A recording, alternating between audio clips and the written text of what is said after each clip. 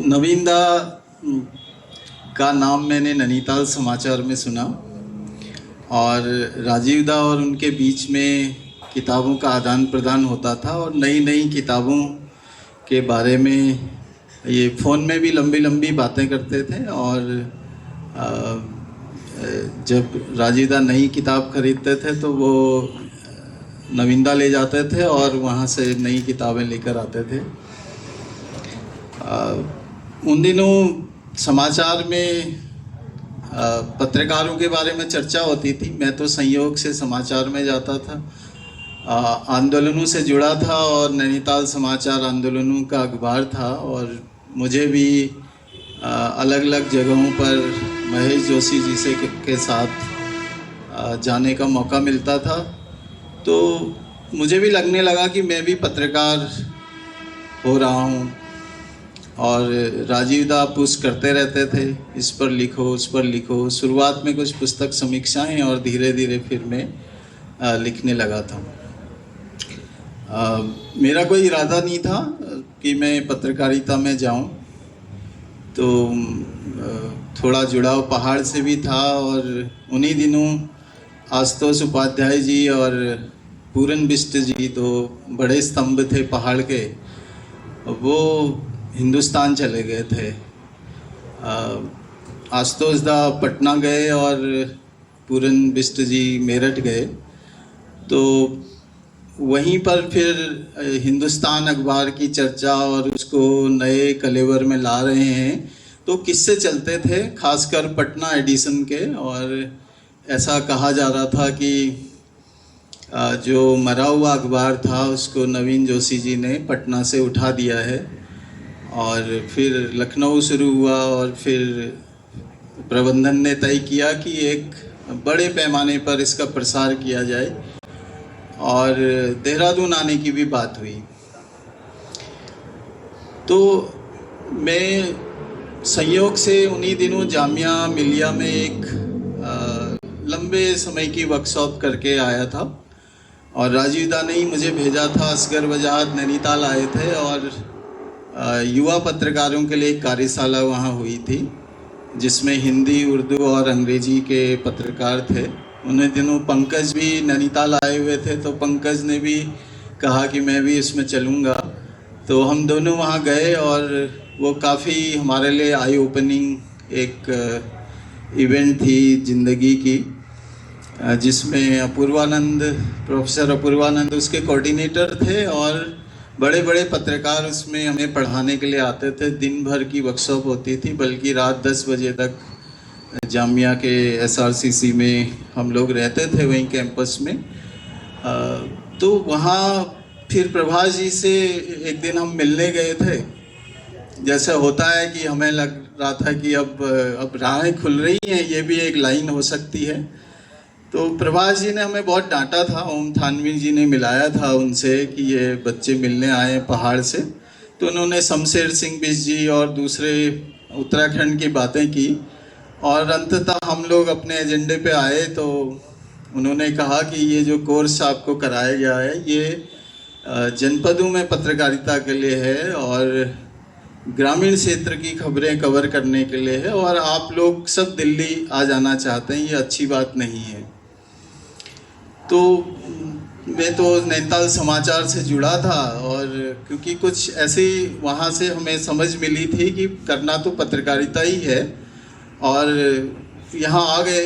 लेकिन हरीश पंत जी ने मुझे काफ़ी डांटा कि ये नैनीताल समाचार हमेशा नौकरी करने के लिए नहीं होता है, ये तो लिखने के लिए होता है और ये मिशनरी पत्रकारिता है। और क्योंकि आजीविका का भी सवाल हमारे सामने था, तो उन्हीं दिनों में अमर उजाला और दैनिक जागरण में इंटरव्यू दे आया था और दोनों जगह से बुला लिया गया था। अमर उजाला वाले कम पैसे दे रहे थे, जागरण वाले ज़्यादा पैसे दे रहे थे।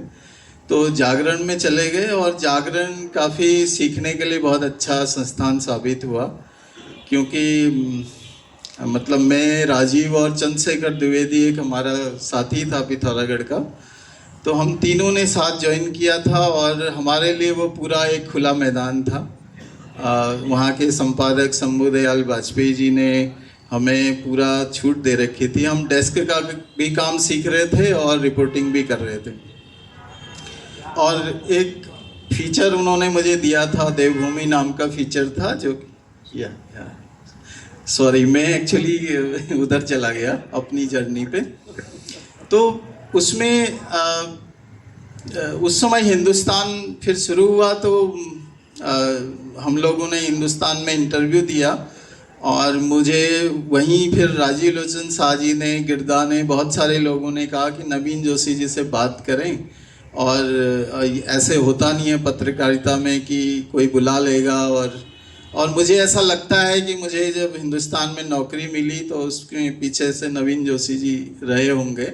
उन्होंने कभी कहा नहीं, लेकिन क्योंकि जिस तरह से बुला लिया गया था, और फिर मेरा एक लंबा साक्षात्कार प्रमोद जोशी जी ने और मृणाल जी ने लिया था दिल्ली में। फिर हम देहरादून आए, जो बात महत्वपूर्ण है, जो कि नवीन जोशी जी ने पटना से शुरू की थी और हम देहरादून में करने की कोशिश कर रहे थे। दिनेश व्याल जी को जिम्मेदारी सौंपी गई थी। तो नया कल्चर का अखबार, नया अखबार की नई परिभाषा, ये सब कुछ घटित हुआ था, जिसके प्रयोग शायद पटना से शुरू हुए, फिर लखनऊ में वो काम हुआ, और फिर देहरादून में हम 3 महीने तो जी जान से उसकी तैयारी में लगे रहे। और हमने यही तय किया था कि अमर उजाला और जागरण से अलग बनना है। और उस समय सहारा भी बड़ा ही अखबार था उत्तराखंड में, तो हिंदुस्तान को शुरुआत करनी थी। और उसकी भाषा को लेकर काफ़ी वर्कशॉप होती थी कि कौन से शब्द हमने यूज़ नहीं करने, बाकायदा दीवारों में जो सनसनी है, सनसनीखेज है, ऐसे कुछ जो शब्द जो आज मीडिया की मुख्य धारा के शब्द हो गए, उन पर मनाही थी।